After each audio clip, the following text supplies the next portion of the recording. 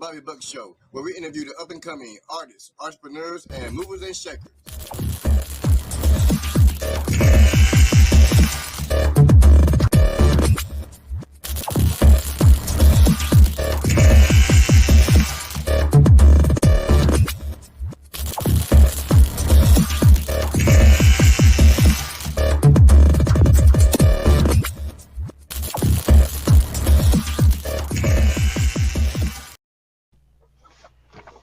All right, y'all. Here we are. Here we are today on the Bobby Buck Show on the podcast. And today, our topic is going to be about the Constitution. Was it written to include Black people or not? And I got I call them all specialists in each of their fields and everything. So what I'm going to do, I'm going to get each of them a chance to introduce themselves, who they are with their own 30-second elevator pitch. So I'm going to start off first with, we go with OG Man. Well, my name is Manuel Campito. In terms of the Constitution, I don't really feel that the Constitution was written for us or included us. I look at the 39 people that signed the Constitution, not one of them was Black. A lot of them were slave owners.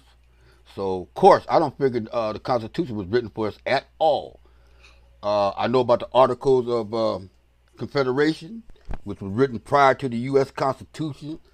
A lot of it is included in the Constitution as the first 10 copies of the first 10 articles of the Constitution are the Bill of Rights, or so-called Bill of Rights, that were included. So, and there's been a lot of articles that's been, or amendments, I say, that's been included in the Constitution for over the years, But no, I don't think the Constitution was written for us.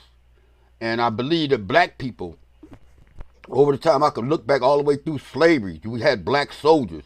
You had Black soldiers that fought for the Confederate, and you had Black soldiers that fought for the Union. And everybody that fought for freedom. They didn't fight for no equal rights, no civil rights.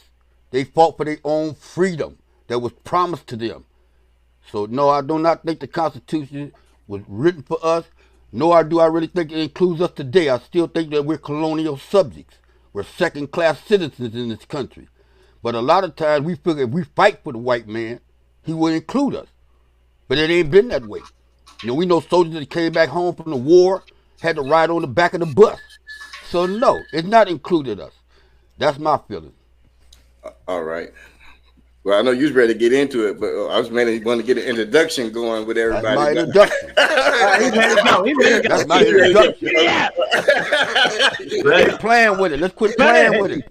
All right, Ted, you go for your next introduction. I'm sorry? All right, Ted, you introduce yourself. Oh, I'm next. Hi, my hat right, man. I'm Ted Hayes.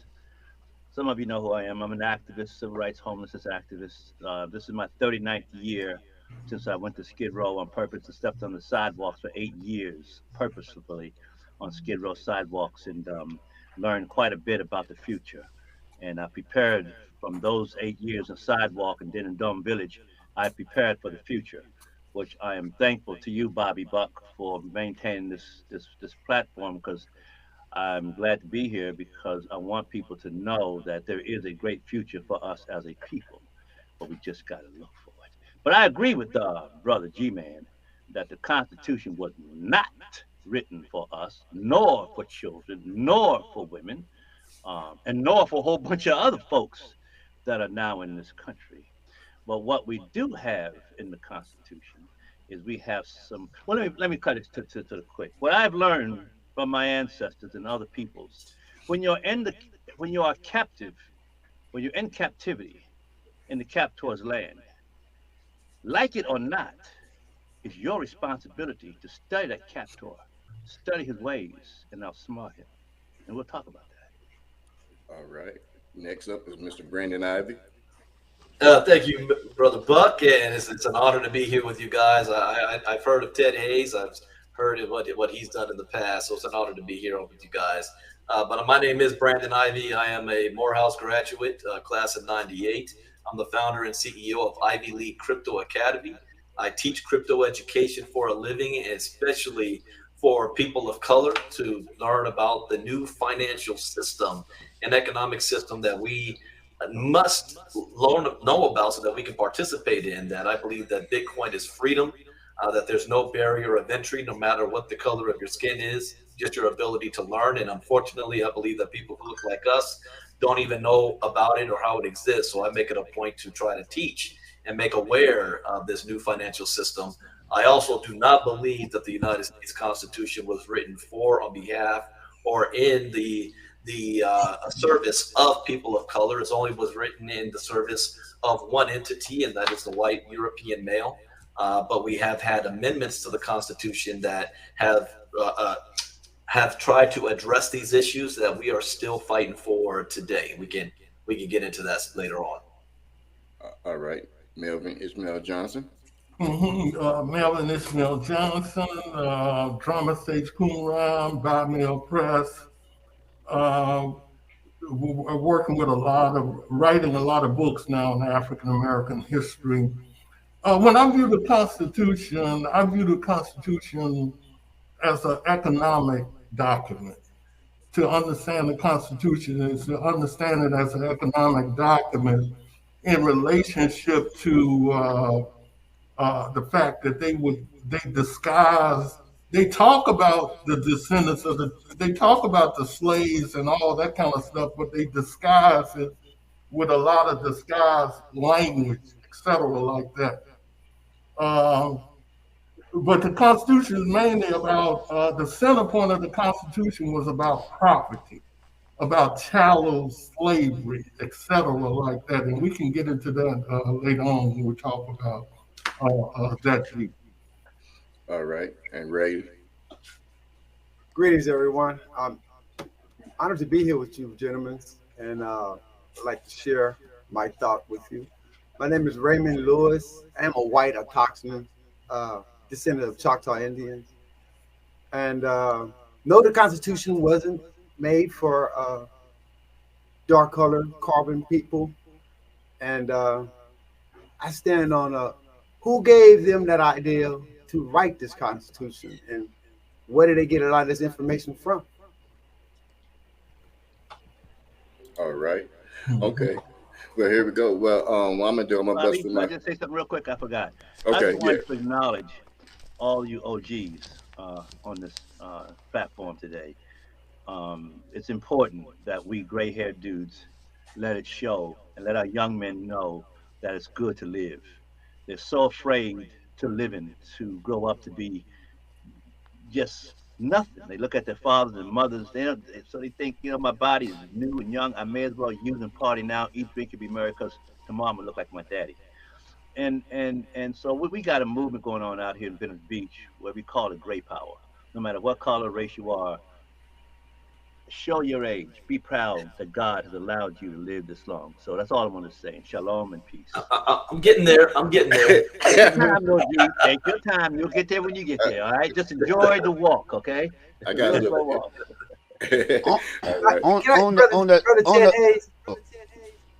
You look just like my father. I get that a lot from people. I got a picture. You look just like. Yeah. That's Christ in me. Okay, Yep. that's Christ in me. Shine that light out, and it'll take on any character you want to take on. I'm honored that you would say something like that to me, my brother. Thank you so much. Because you're a good-looking brother. As well as you. I'm sorry, we digress. All right.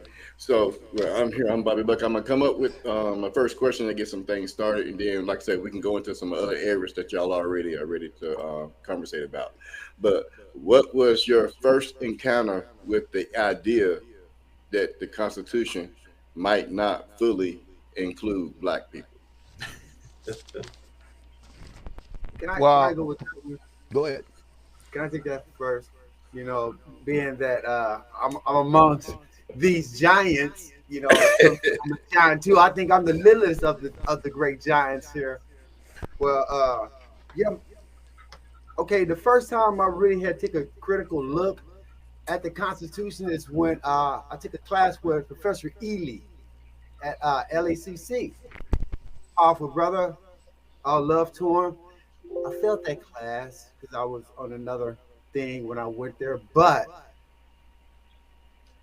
it really, when I took that class and the discussions that we had about the Constitution, Bill of Rights, and all these other cases, it was. I'm gonna say this off the top. It wasn't meant for anyone other than they say they're white, but not the native. It wasn't for the native people. It wasn't for the black or Indian or anything. It was for the ones. It was for the Masons who draw that up. Who understood that language. The lay people didn't understand that. Until I would say later on down the line when certain political figures want to lobby for positions in the South, and they had to go into these South in these back home places where a lot of races and black and white people races at, and they had to get these two people to come together to vote for this person so we can change the roads to bring in schools.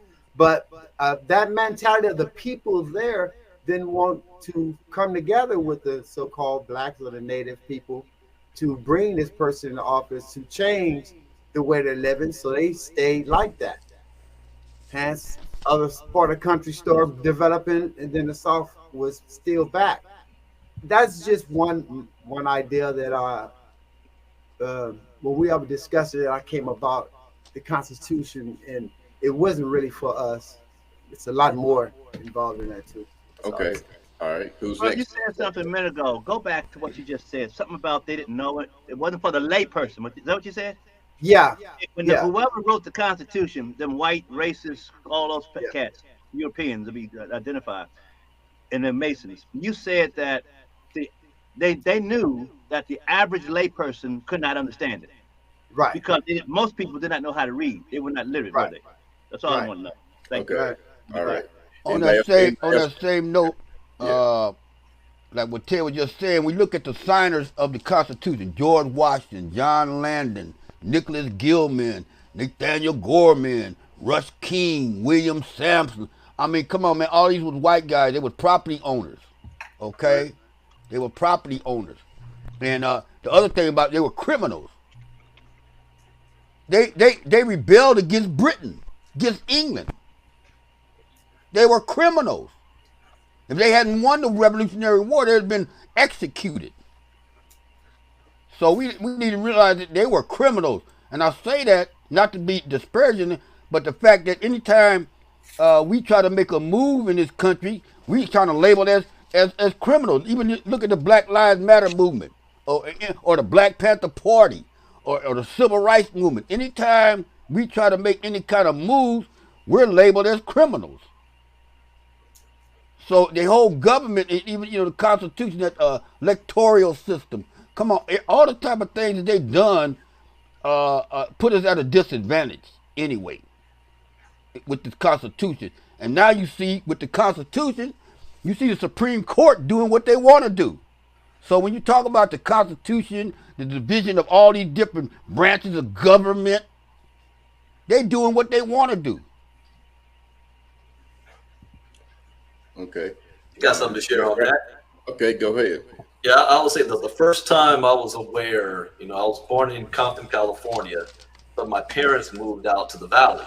And so when I was in school, I went to school where I was predominantly maybe one or two black kids in the class. And it might have been maybe 5th or 6th grade when we were studying about America being created and putting on a pedestal, the Christopher Columbuses, the George Washingtons, the Thomas Jeffersons as heroes, and with the Declaration of Independence. And I was smart enough to know, because of my parents that would taught me actual history, where I would question, I would say, well, wait a second.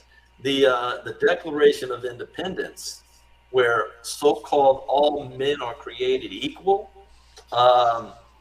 there was still slavery after that, right?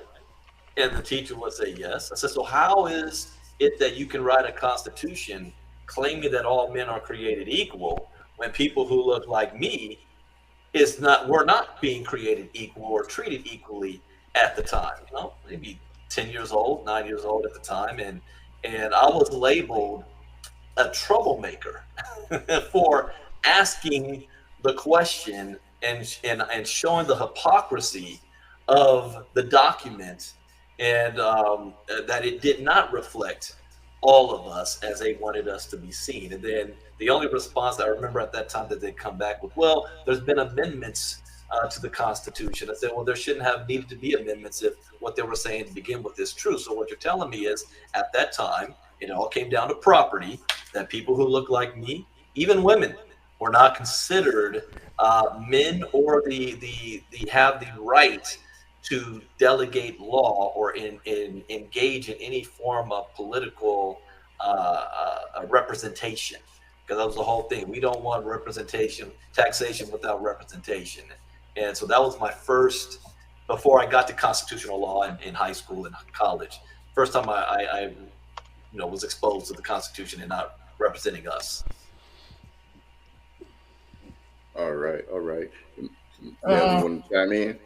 Yeah. I guess my first time is, I come up in a totally segregated society in the Mississippi Delta, Greenville, Mississippi, right in the heart of the Mississippi Delta. And I guess I realized that it's when we got our history class, and I come across the concept of 3/5 of a man that they embedded in the Constitution to disguise the what was happening in slavery, and wanted to be able to use it as a political tool. So I guess that was the time when I realized that it was something different with this particular document, with the Constitution. Mm-hmm. All right. Okay. Yeah. Bobby. Yes. On that note, I was just thinking about it. I never did good in school. I was kicked out of school all the time. Elementary, junior high, high school. It wasn't until I went to prison that I read the Constitution, because I went to the law library. I was trying to fight my case, and I realized that a lot of words I didn't really understand, like search and seizure. I never heard of no search and seizure until I got arrested, but I didn't really know what it meant. So, I'm going through the law library, and I began to read the Constitution. And even when I got to the jury, you had a right to a jury trial by your peers. And I realized I didn't have no jury by my peers, but the white people on there. And I understood what the word peers was, and how they would play games, the word games with us. I know you're not my peer, okay? So I didn't learn about the Constitution until I went to prison and started reading. And then, like the brother said, I loved history. When I started reading history. And that's what started reveal a lot of stuff about the Constitution that, like I said, they was criminals. These were criminals. They came over to America under the English banner, and then they turned on them, okay? So I started understanding that this whole document was hypocrisy. It was hypocrisy. And even today, when I hear black politicians talking about how we defending the Constitution, I'm wondering where they went to. Where they been at over the last 40, 50 years, 100 years. Because the Constitution wasn't meant for us. How can we defend it? All right. Anybody want to pick up back on that? I first learned about the Constitution when I was in elementary school. I went to segregated school, of course, and they taught us the Constitution, the 14th Amendment, 13th, 14th, 15th Amendment, the Declaration of Independence. In a black school, I learned these things. And then in my teenage years, I was doing some work with some militants in my hometown of Aberdeen, Maryland. And I learned from some militant brothers then, that the Constitution was not written for the slave people, women, or anybody else, but it was written for basically white European property owners. And they in fact said, and I kind of halfway agree with them today, looking over history and the way things have been going in this country and what's called republic, not democracy. They before they said that unless you own property or has some sort of financial or real estate interest, you cannot vote. You're not allowed to vote. Period. And then, of course, they later, decades later, they changed that and made it allowable for anybody to vote. Of course, except for black people and others, but any white person of age could vote. In my opinion, that was the beginning of the downfall of this capitalist country. They should have left it that way because now all you gotta do is offer somebody a phone, a meal, something, and you get their vote. And that's not the way. I don't think that's the way democracy or republic is supposed to work. But that's okay. It's part of the learning process. So yeah, it was not written for us. Absolutely right. They knew that themselves. And they say it. They admit it. They flat out admit it wasn't right. That they were wrong. It's a matter of what are we, the captives, are going to do about it. One thing to keep saying, Massa is wrong. Massa is wrong. Massa is wrong. This is why Massa is wrong. Yeah, we get it. Massa know he's wrong. But how do we deal with Massa in reality of where we are now? Right. Okay. I want to pick on what Brother Hayes, you just said right there about the ability to vote based on you owning property. Mm-hmm. And when Reconstruction happened right after, at the time of Lincoln being assassinated. 1865. Yes, sir. And we were promised 40 acres and a mule, which meant you were going to be giving former slaves access to property, which meant ownership, which meant land rights, which meant the ability to vote. And then that was rejected and rescinded. And so now you have a bunch of freed so-called American citizens now, because of the 13th Amendment, that are not property owners, that don't hold any titles or land. So therefore, they don't have the right to vote. It was built in that way. So I just wanted to add that on there for what you said, Brother Hayes.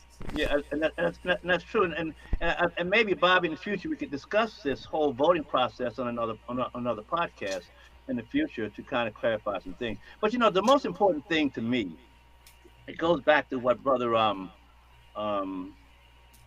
the one I look like his daddy. Big Ray Lewis. Ray Lewis.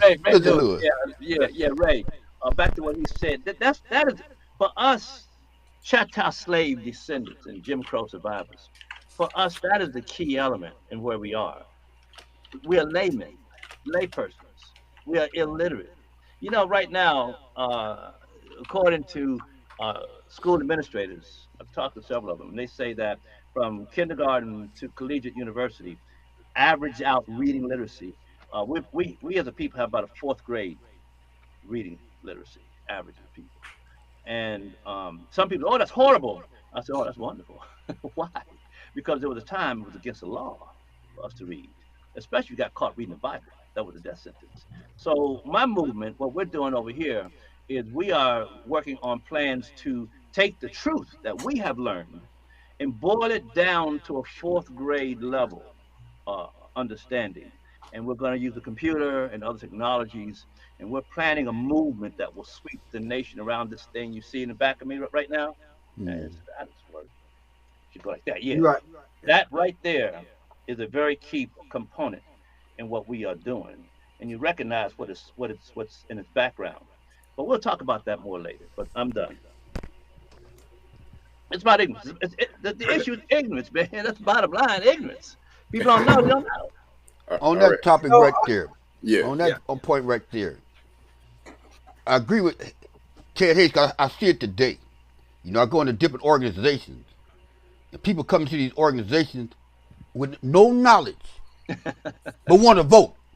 But want to vote on what you're talking about. Well, I'll tell you what you're talking about, too. You know what I mean? They don't even know what the issues are. And so when you get a bunch of illiterate people voting, you going to have a mad... That's what it is. Like we got it. I mean, when I was in the Black Panther Party, we had political education classes every day. Every day. Our community is not politically educated, nor do they know history. But our leaders, and I thank Ted for what he's doing, they're not trying to educate nobody. Well, how you gonna vote and you don't even know what the Constitution say? I don't believe in letting people vote that's ignorant. Okay, wow, that's a very interesting thought coming from you. Yeah. GG man, because some folks would really take issue with you on that. You saying that you're segregating the population and you're taking their freedom away. Every person should have a right to vote. One man, one vote. I And don't, I, I, I but don't your believe that. argument, if I'm hearing I you don't believe clearly, that. if I'm hearing you clearly, your argument is that why should we let ignorant people Yeah, I want to know that. Give me the reason for that one. I need to know that. Straighten that up for me. I need to know, Ted, straight out why I got an ignorant person I know that's dumb as hell that's gonna go vote on some stuff. That's why you got a bunch of Trump people and all kind of other people, Biden people, Kamala Harris people. Y'all don't even know who these people is. You know what I mean? You know what? I'm gonna tell you another thing. We vote like Obama. Uh-oh. I talked to Bobby. I talked to a lot of people. Some of us ain't voted till we got 40 and 50 years old. The first time we ever voted in our whole life, cause we was ignorant. Cause we was ignorant. You know what I mean? We didn't know nothing. Right. And now we after 50 years, I'm 50 years old. I love Obama because he's black and I'm gonna vote. That don't make no sense to me. I got a question for you guys on that topic, because this was a big topic in the 1800s or the 1900s about an entire population of people that never had access to education, did not know how to read, and didn't even understand what they were reading, have the comprehension of it. So there was this whole the talented 10th. You had to have the elite class that was able to determine the well-being and the rights of those who could not do for themselves, until we reached a point where there was not only equal opportunity or equal access to education, but equal access to quality education. Now, there was a movie that came out called Starship Troopers that talked about the only people who were considered citizens were those who passed a certain test, and then once they passed that test, were considered a citizen and gained the right to vote. So this is a controversial topic, even on the right and the left. If you look at those that were vote for the Republican side, for the MAGA, those on the left side, based on race or color, who should legally have the right to vote, and should there be a qualifier? Because right now, the Republicans use certain qualifiers as a way to suppress the vote with certain ID and this and that. But if that's the case, should there be a qualifier to have the right to vote? Or is it one man, one vote, based on the fact that you were born as a natural born citizen of the United States? I'll leave that to you, brothers. I'll say this here, Brandon. I'm gonna ask you this question. You teach some classes in certain area. Brother Hayes, you got a movement going on. Melvin, you got drama stage. Do you let any ignorant people come into your group and start voting? Well, Well, like the military says, I just want to know. Could you answer? Give me a yes or no. If somebody just walk into your group, no. ignorant as hell, do you start letting them vote? I'm gonna comment on that. Yeah, Ray. Yeah, I'm gonna take that. I'm gonna take that person by the hand, and I'm gonna help them, and try to help them, and try to teach them so they can vote and stand on their own. Do you let them vote right then and there? I'm gonna tutor them something. If they can hold on to that, they can vote. Then you gonna tell them what to do there, basically. No, Pretty much, you gonna educate them. You gonna do a Trump thing. You gonna tell them what you want them to know. Then go ahead and vote. Now you got the information now. But I'm just saying, I'm not the one. I'm not the one to say that just because a person is that kind of way, they ain't got no rights. I agree with you. I'm just saying, everybody know me in the brigade. You ain't coming up in here voting. You ain't even coming up here voting. Till you in the brigade, till you learn what's going on, you don't get no vote. Ain't nobody voting. Yeah. I'm gonna tell you, you can't even go to the Army without taking a test, or the Marines. You can't even go to the Boy Scouts and just get in there. No. That is a universal principle that all people have practiced throughout history, even in the tribal cultures. You don't just walk in and expect to be given equal opportunities at what's going on. You got to earn your way in. That's leadership, but that's participation. You got to have ownership. And so I don't know, brothers, but what's going to happen to this country, I'm not sure. But I think, as brother said, at some point, there's this conversation is going to have to hit the national debate.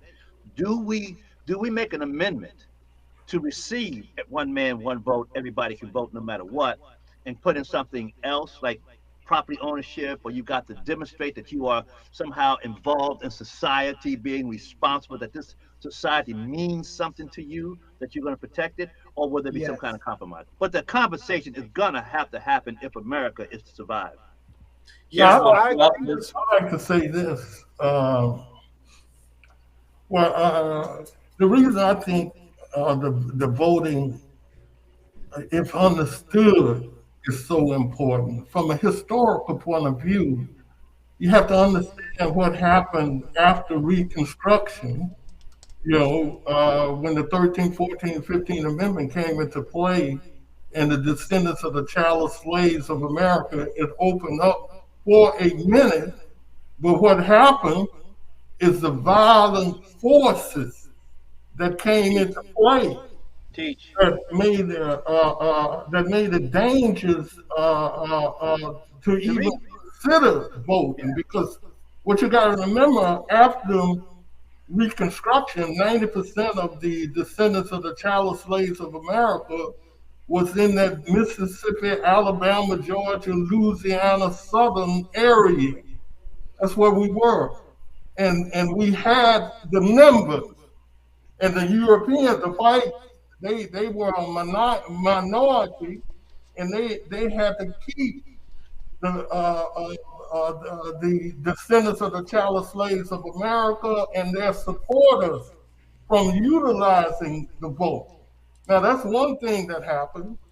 Now, the brother mentioned earlier about the talented 10th. Now, that was one of the biggest mistakes that we made, and we're still paying for that, because what happened is that Dr. W.E.B. Du Bois, he developed the concept of the talented 10th, where if 10% of the people got educated, you would reach back for the other 90% and elevate them. But what happened is Tell us what happened, brother. Tell us what happened. The type of education you got, and those talented 10th were receiving a westernized education, and that made them align themselves with the power structure. That's what we have going on today. And when I was coming up in the Mississippi Delta, and the brother that come from Morehouse, in the 30s, our principal was named G.P. Maddox. He came from Morehouse in the 30s, and he came to the Mississippi Delta and set up the historical high school, Coburn High School, that I went to. And he brought the name of the football team and the colors, the Tigers and the maroon and white and all that kind of stuff. But what he also brought with him is he brought the Greek fraternities, the Kappas. And up until that time, the blacks, our people have been controlled by the Prince Hall Masons in these areas and in the pulpits and all that kind of stuff. See, and they replaced that.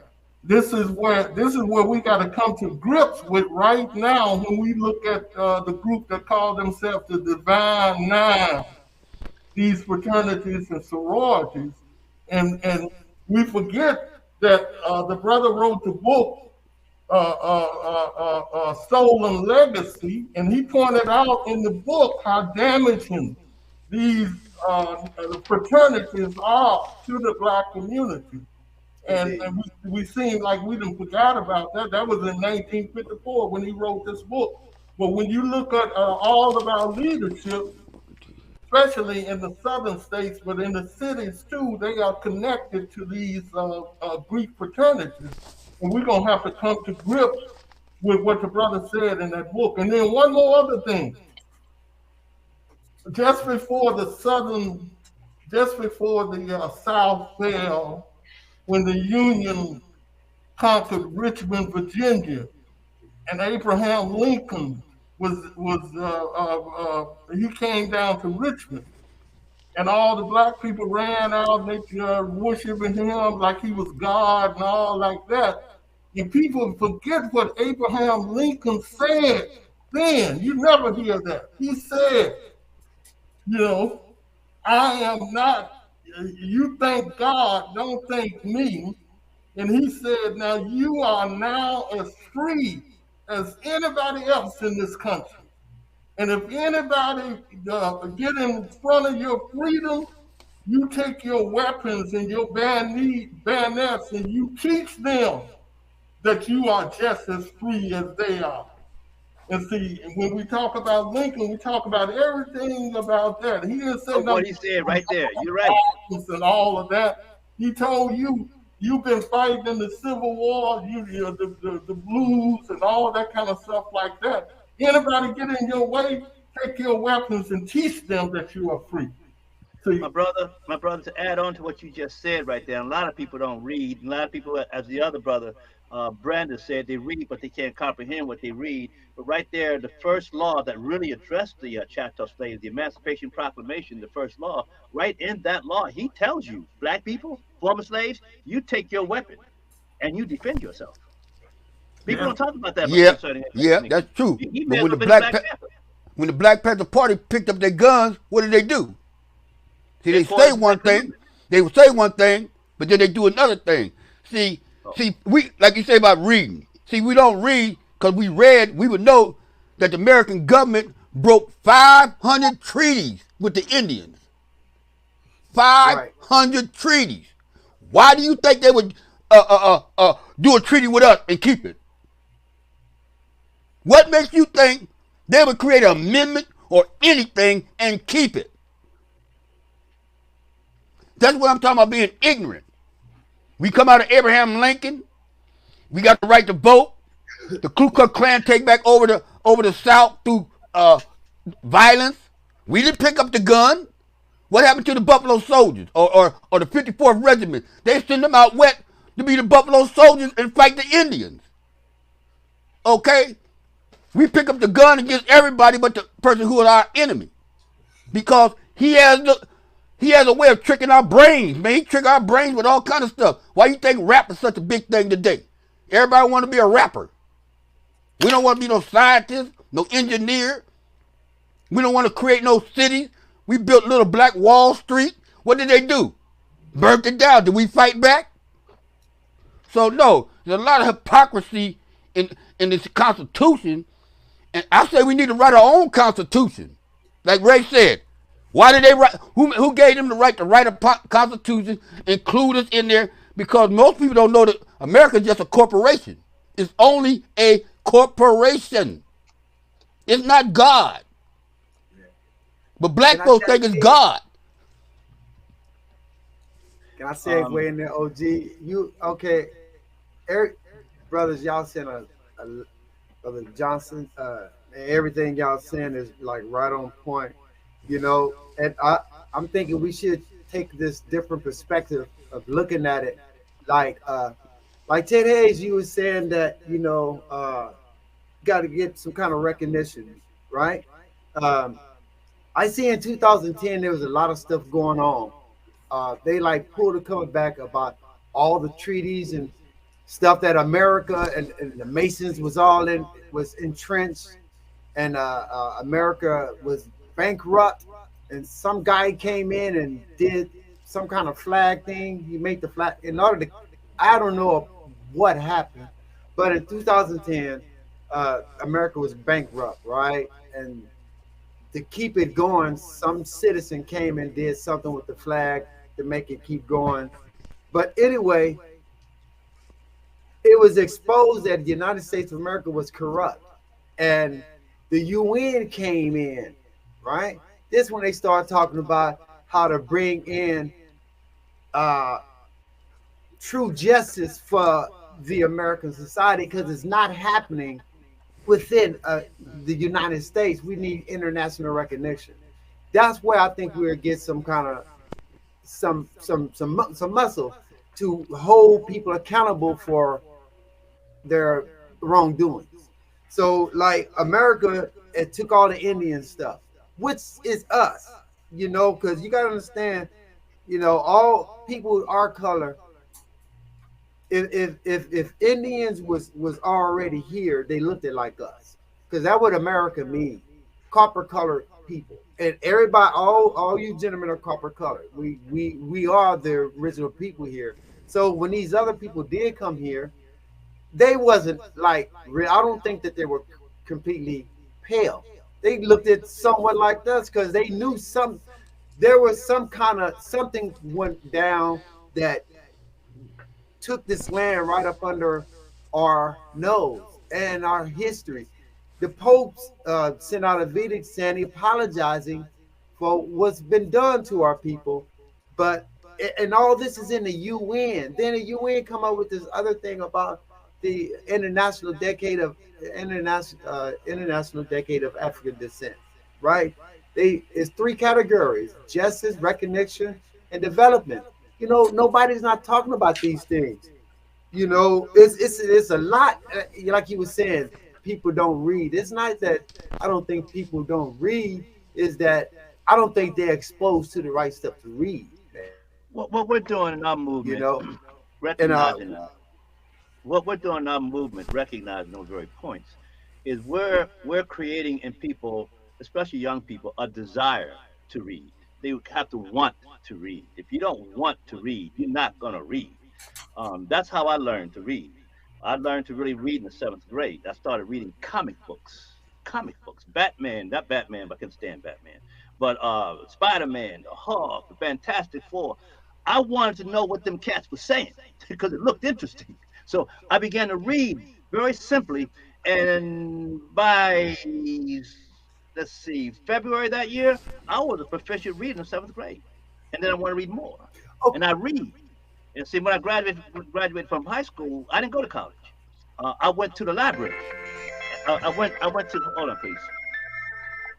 I went to the library, and I went to the basement of the library, and I studied antiquity and governments and society and those and philosophies and the various religions and built what I wanted. And so what we're doing is we're creating an environment where young people and others are going to want to read, because we're exposing power that has been hidden within us for quite a while. I wanna say Bro, something. Hey, you know something. I'm gonna say one thing, and I'd like to leave. Bro, you hit on something. Okay, about reading. Yes, I never graduated through high school, but I read through when I was in prison. I read a lot, and I took my test, and I failed still. But what came back is that I read at a college level, so I had really good reading comprehension. I had very good reading comprehension. In that, I start looking at, okay, for the simple fact, I think we as a people should start looking at how people are start describing us. All right, like for one. You can look at this form called the SF-181. It's the form of race and ethnicity. It's got, black, white, and everything all in there.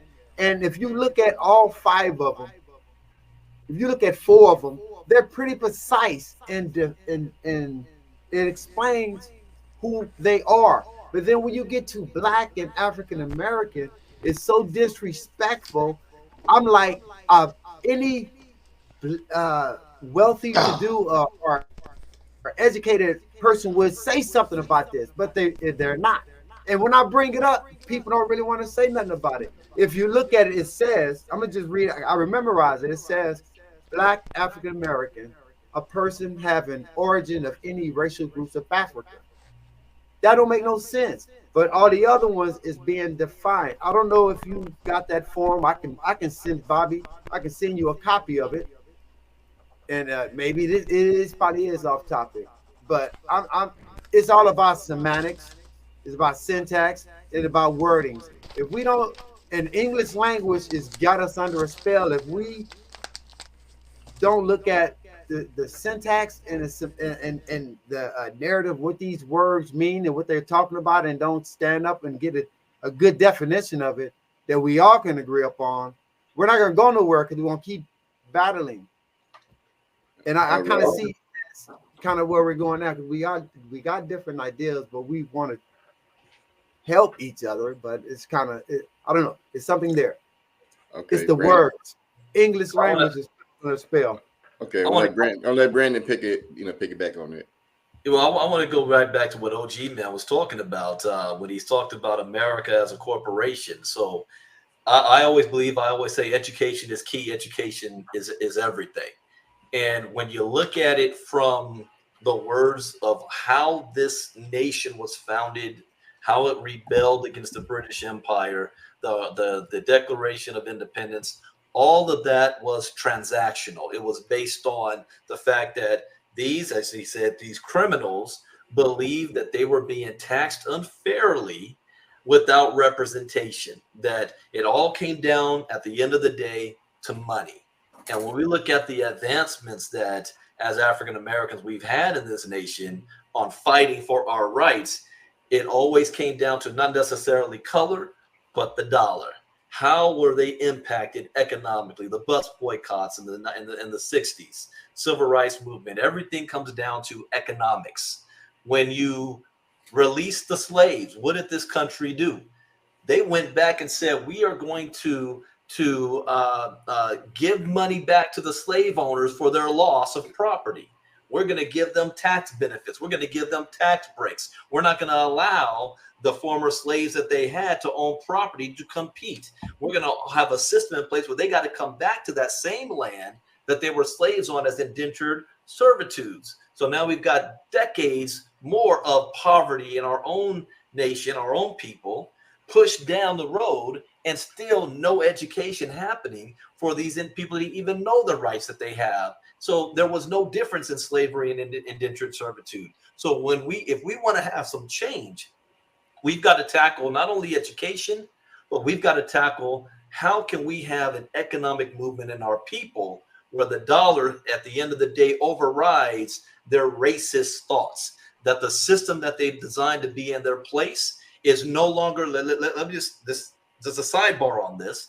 When we see the MAGA movement that's happening right now, that they feel that their leader is being unfairly treated in the justice system, a system that they designed and created to hold us back, is now holding them accountable. So what do they want to do? Change the rules. Let's let's suspend the Constitution. Let's be a dictator. Let's make sure that as we are now becoming minorities, and over the next decades, as the color of us rises, and I'd love to hear from Brother Hayes on the 14th Amendment about who is considered a citizen, immigration coming into place, with more people of color having the right to vote because they were born in America. All of that comes into place. But at the end of the day, the dollar is what moves everything. So I just wanted to put that in there. Education and finances is how we're going to overcome this. Very well spoken. Yeah, I would like to. Ted Hayes. Go ahead, Melvin. Go ahead. Please, Mr. Melvin, you go right ahead, sir. Go ahead. Yeah, what I was gonna mention is what Brother Ivy mentioned about the economics, and I like to just point out in the 30s, after the collapse of the economy, you had people like Du Bois, Paul Robeson, Langston Hughes, etc. They wanted to develop a national Black history theater company situated in 24 areas of the United States. And the United States government destroyed that because they thought it was too many communists involved in that. But what I want to point out is what was happening in the 1950s that affects us right now. We were coming up to what they call the school desegregation case, Brown versus the Board of Education in 1954.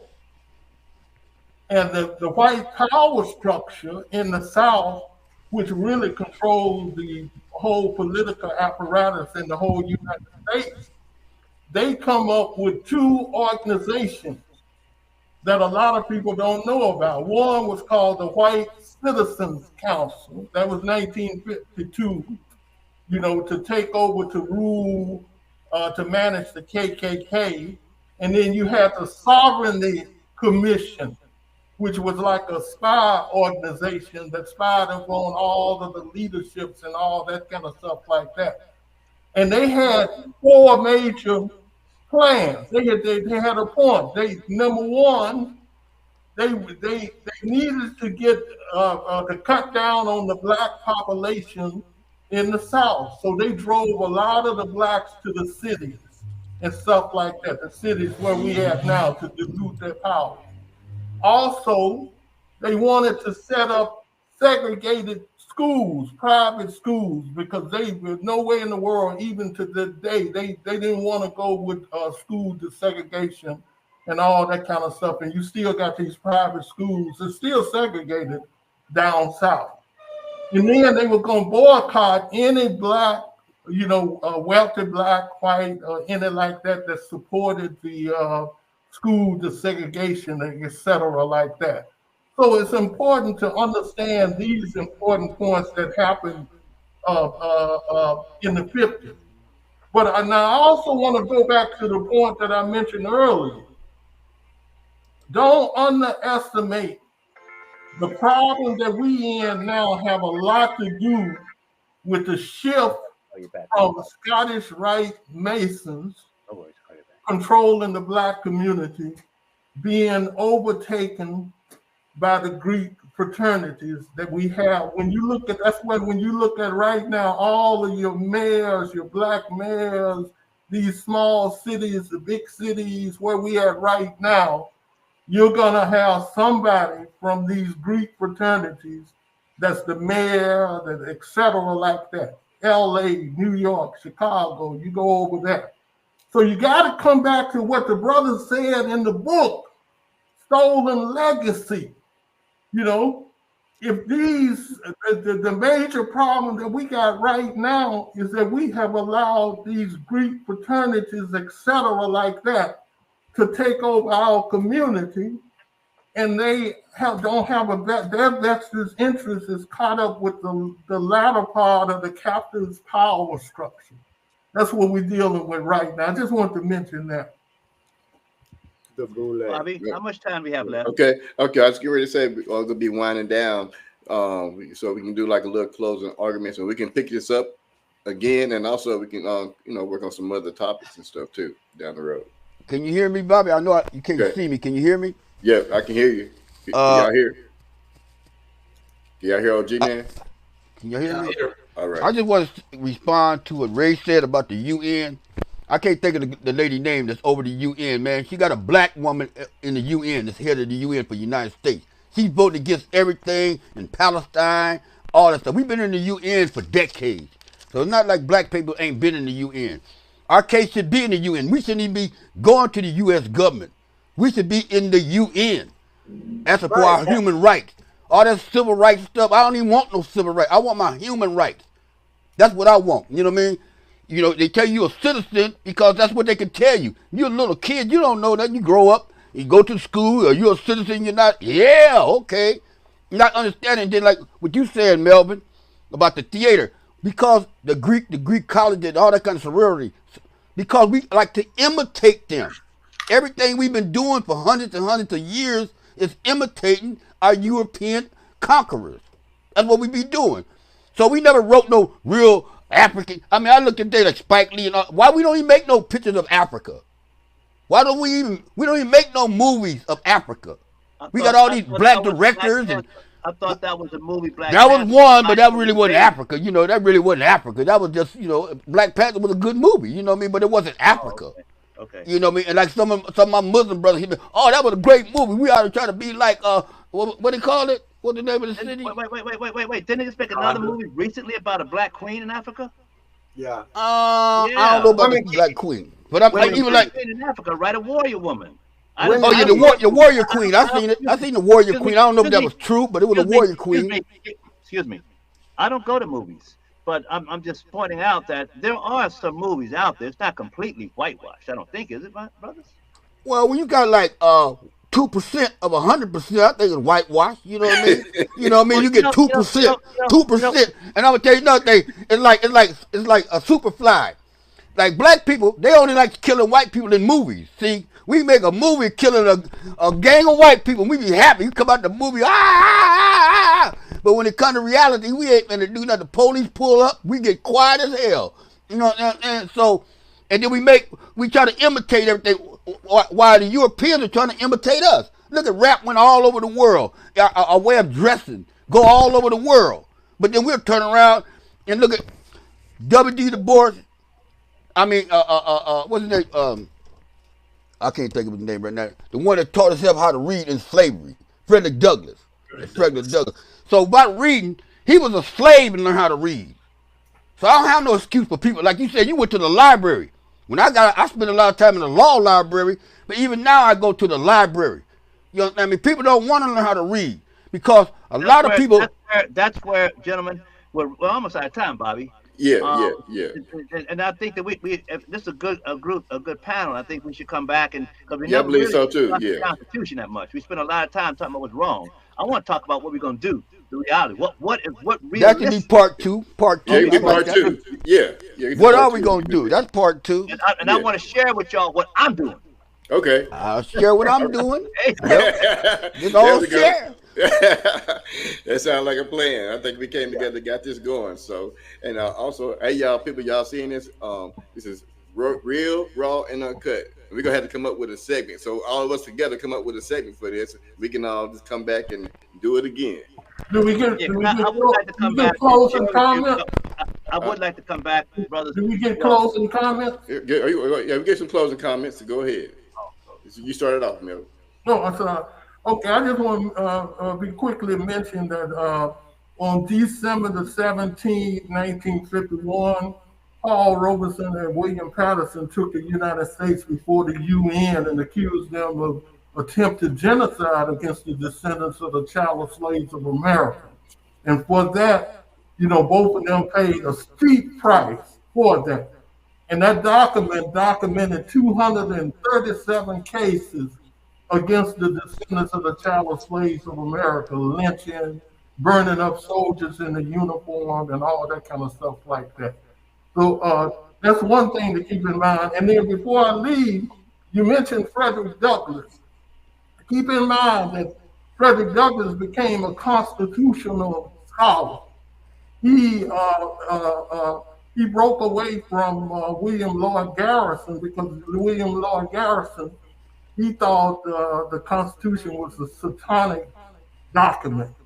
But Frederick Douglass come to the conclusion that the Constitution had within it, because of the power structure, used all of these disguised language to hide slavery. Frederick Douglass felt that within the Constitution, it held the potential freedom or the direction that the descendants of the slaves should move in. He foresaw like the 13, 14, 15 Amendment. He was one of the driving forces behind that. So keep that in mind about Frederick Douglass. All right, thank you. All right, Brandon Ivy, closing comments. Yeah, let's bring it back to the Constitution. So I think we all agree that the Constitution was not written for us. It wasn't written by us, but we are American citizens, and we have had amendments to include us. The lack of knowledge, the lack of knowing what the Constitution says will maintain that we remain as slaves, because how can we practice the law if we don't even know the law, if we don't even know our rights? I love the idea that the talk about who should have the right to vote. The ignorant, the educated, who says who's educated, what type of test? That's another topic. I still believe that economics and education is our way out. But if you go back, for every Frederick Douglass, you had a Booker T. Washington. For every Martin Luther King Jr., you had a Malcolm X. So should we try to work within the system or create a system of our own through any means necessary? So these are good topics that we need. But at the end of the day, the one thing that we can control as a community today is not them putting their boot on our necks or the Constitution. Is how are we educating our own community, our children, and them knowing their rights based on without us having to send them to school. So I go back to education, and that's what I do. And so I'm looking forward to coming back on the panel with you brothers and talking more. All right, OG man, closing comments. I agree. Education is going to be key, to understanding the Constitution, and whether it's a hypocrisy document or whether it's something that we can really use to our benefit. We have proven throughout history that we can achieve things. We had Black Wall Street. I even look at some of the politicians that were there doing reconstructions and how they talked about the black politicians were like baboons. Okay, so I think education is very important, and I think moving forward, our people can no longer imitate our oppressor. We can't keep doing or trying to imitate our oppressor because capitalism is not going to work for us.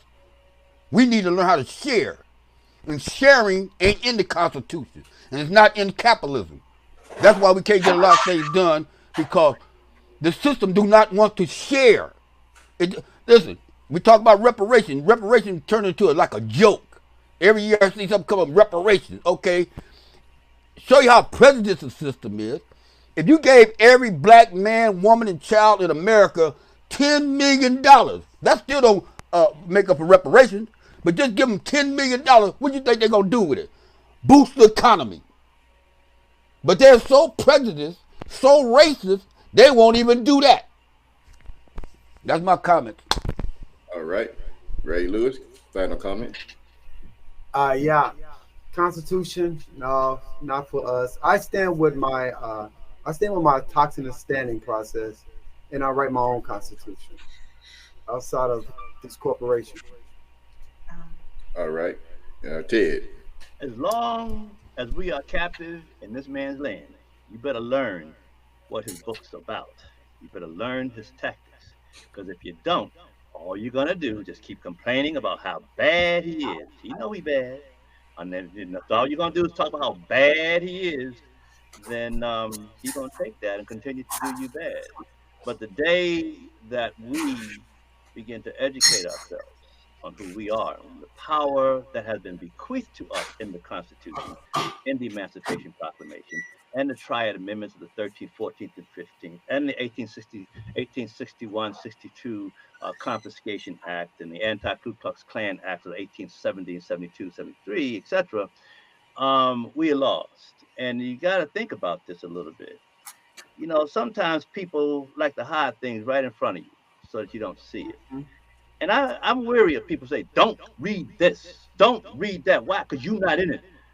And I began to get suspicious, and I began to look into the Constitution. I realized some stuff, y'all, and I hope to share this with y'all in the future that will help us to move forward in the land of our captivity and become the free men that we're supposed to be. So I'm not too much into talk about how bad the man is. I've done that most of my life. The man knows he's bad. We need to show the man how to get his boot off of us. But most importantly, last thing I want to say, most importantly, more than the man, we need reparations and healing among ourselves. Because if we don't love and respect ourselves, why should anybody else? And that's true no matter what color you are. You don't love yourself, ain't nobody else gonna love you. So that's true. we our souls need to be healed from the wounds of self-inflicted pain. Oh yeah. I'm on the next podcast, OGs. Oh yeah. One more thing. Keep power going now. Oh yeah. One more thing. Thank you. No. One more thing. Yeah, go. I'm back, y'all. Okay. Ted, let them know what you got coming up on June 2nd. If they want to participate on June 2nd, well, I don't know if you know what? Maybe not, Bobby, because we only have but a couple of seconds here, and I don't want to create any confusion because it's pretty controversial what we're doing. It's cutting edge, man, and I don't want to start a whole nother conversation and maybe get misunderstood as to what my strategy is and what I'm doing. Okay, and I don't want to do that right now. But I'm interested. Soon, y'all gonna hear about it one way or the other. You will hear about what we can ready to do on June the 2nd. Now I'll say this much to you: if you want to know what it is, my phone number is 424-248-4219. You call me, and we'll talk privately offline what it is. And if it doesn't resonate with you, don't hate me. Just go about your business. We love you, Ted. We love you. You know, we love you. We love you. Ain't no haters on this one here. Ain't no haters on this one. I'll make sure I get you the number, get everybody the number that's on here. Yeah, I'll make sure I please get call there. me, brothers. We'll talk. Yeah. All right then. Bobby, All right. thank you so much for doing this, brother. We Oh, big yeah, honor right. you, and we support you, and we salute you for allowing us this platform. Right, brothers? OGs? Yeah. Yes, sir. Yes, sir. It's Oh, hard yeah. work to do, Bobby. That's not easy what you're doing. It's hard work, man. Oh well, hey, between all of y'all are the ones that help push me to keep me going, keep me motivated to do what I do. So, and I'm much appreciated that all of y'all took y'all time out to come be on here today. And we're gonna get it again. We're gonna set up again in the near future, y'all. So y'all get ready for it. We don't have a segment name for this yet. That's how fresh this is. Wait till we come At back least with before the election, Bobby. We got to do one before the election. we're gonna do it very, very soon, very soon. So, hey, all right, y'all, we out of here and peace out for right now.